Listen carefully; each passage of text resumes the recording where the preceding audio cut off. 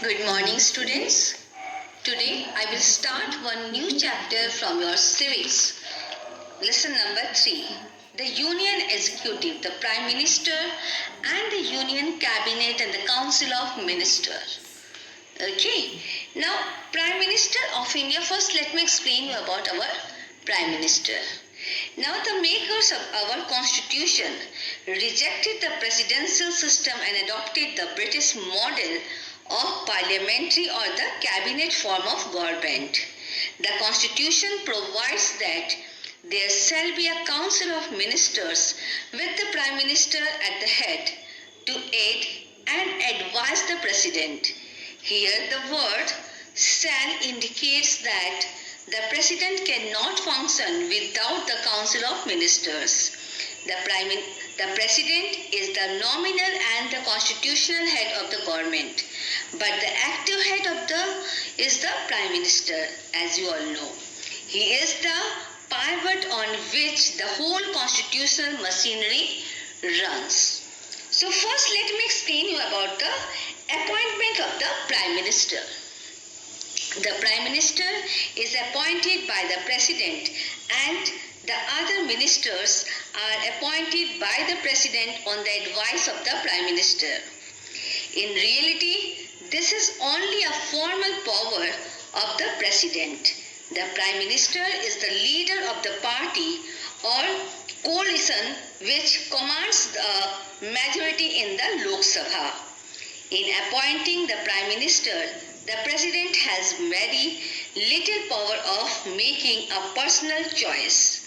Circumstances can, however, arise when the President may have to exercise some discretion. For example, when none of the parties get a clear majority in the Lok Sabha. For example, in 2004, the election verdict was unclear. Sri Manmohan Singh was invited to form the government because other allies and the left parties declared their support to the Congress nominee for the Prime Minister's post.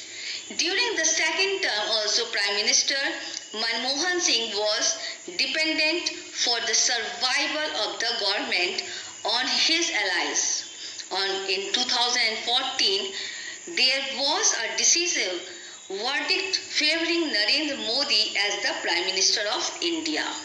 So this incident you all know about it. Now first let me explain you about the position, power and the function of the Prime Minister. We may assess the position and powers of the Prime Minister. First let me explain you about the Prime Minister and the President. What is the relation between the Prime Minister and the President? Prime Minister is the link between the Cabinet and the President. The decisions of the Cabinet are conveyed to the President through the Prime Minister. It is he who keeps the President informed on all matters of the government. It is on the advice of the Prime Minister that the President summons and prorogues Parliament and dissolves the Lok Sabha.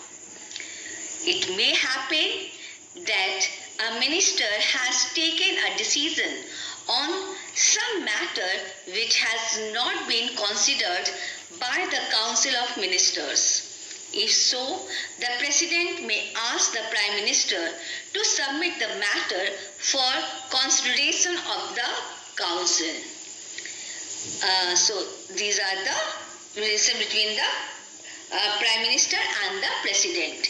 Now second power is the Prime Minister and the Cabinet.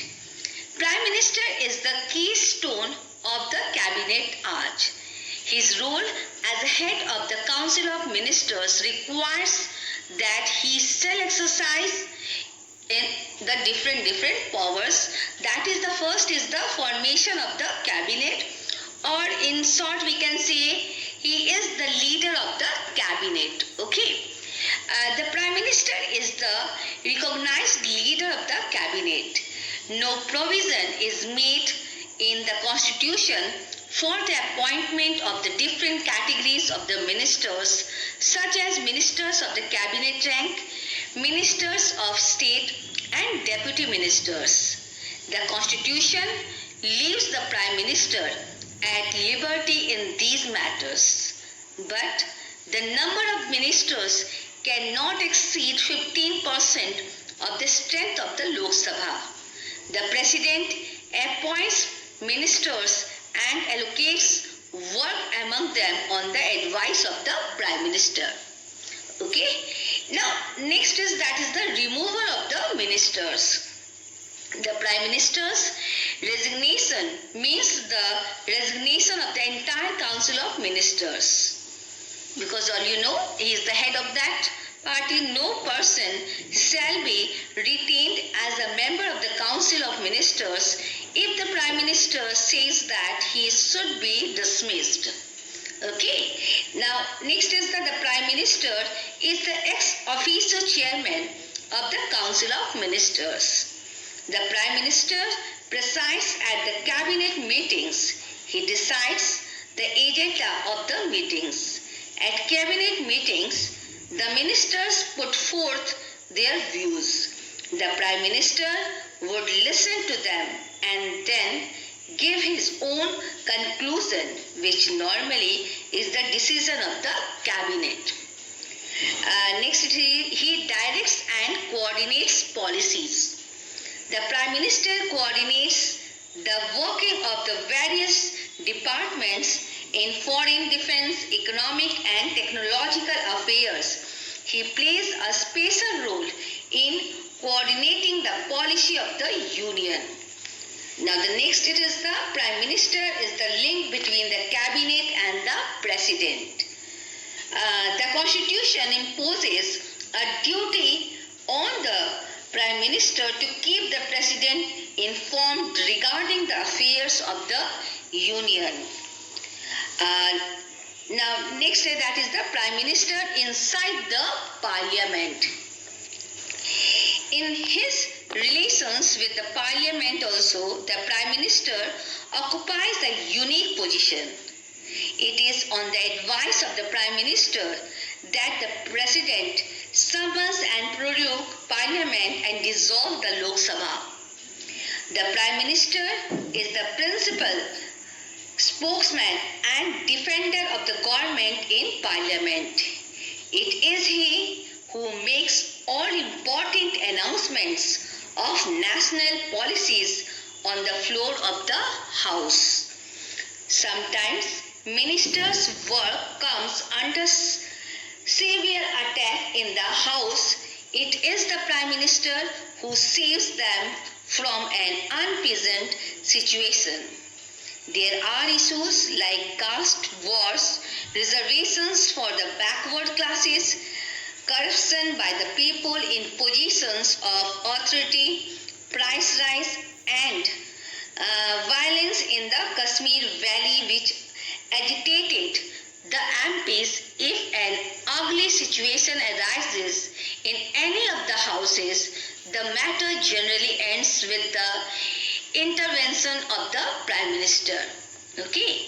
Now next that is the Prime Minister represents India at international conferences.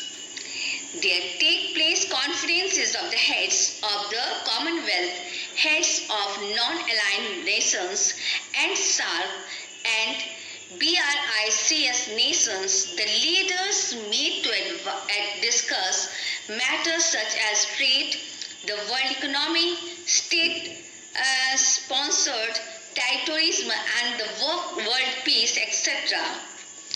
At such conferences, India is represented by the Prime Minister.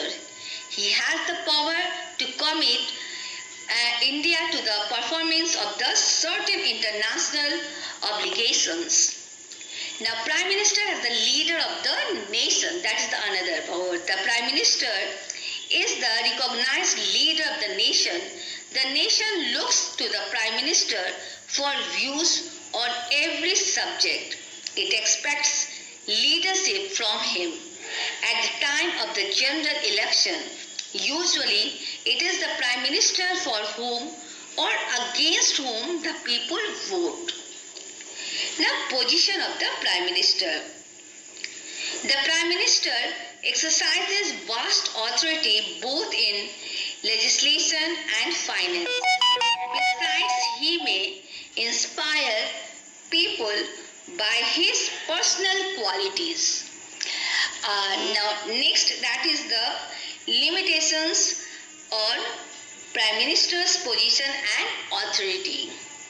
However, there are some essential checks on Prime Minister's authority.